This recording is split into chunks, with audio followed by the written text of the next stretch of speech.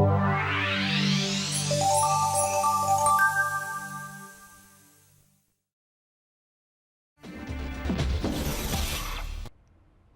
and welcome to Real Biz. I'm Rebecca Jarvis here in New York City, and here's what's on our radar today.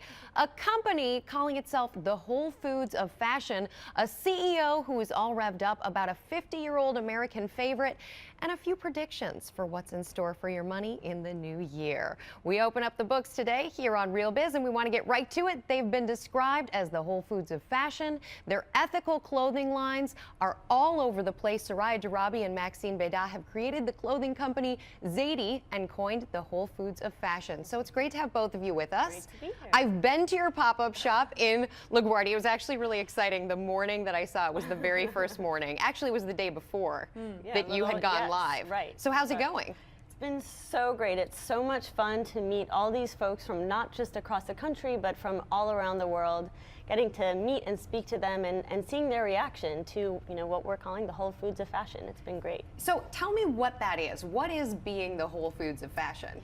At Zady, we cater to a conscious consumer, a customer who really wants to know about the origins of the things that they buy. Just as we now know, after 10 years of an organic food movement, about the origins of the food that we put into our bodies, it's time that we know a little bit more about the clothing that we buy and how and where it was produced.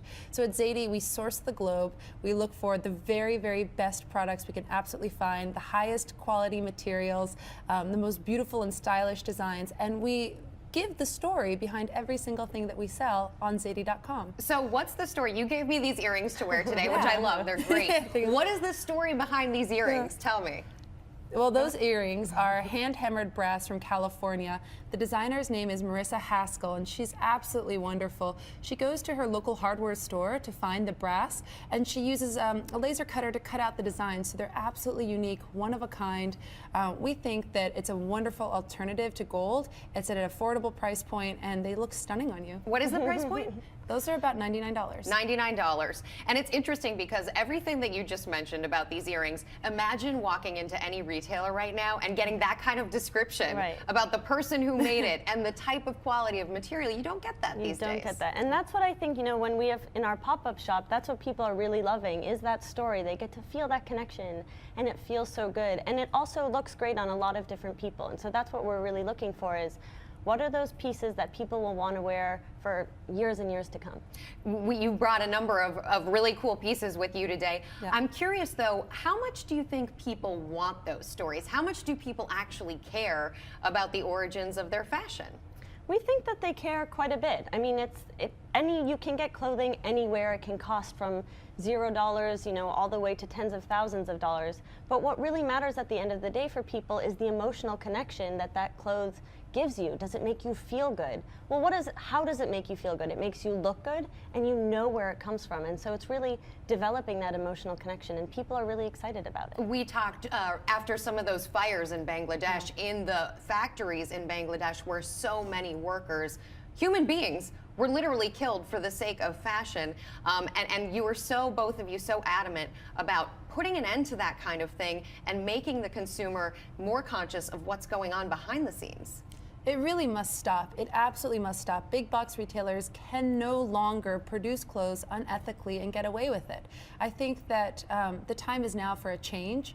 Yesterday, a professor of sustainability walked into our shop. She looked around, she read a few of the stories, and without having met me before, she looked up and said, "This is the future."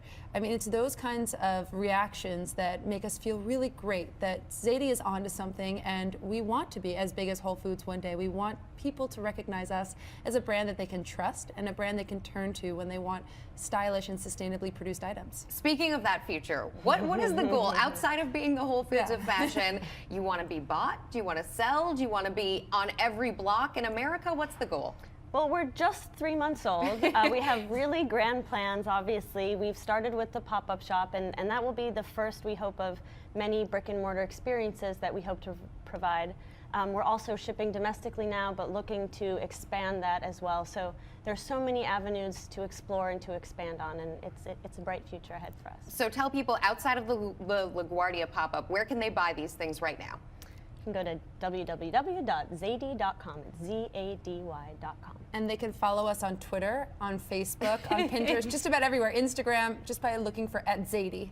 This comes from the social media star in the bunch, Soraya. I know you had a big background in social media. It's so nice to speak with both of you. The company is Zady. Maxine, Soraya, thanks so much. Thank you. Happy holidays.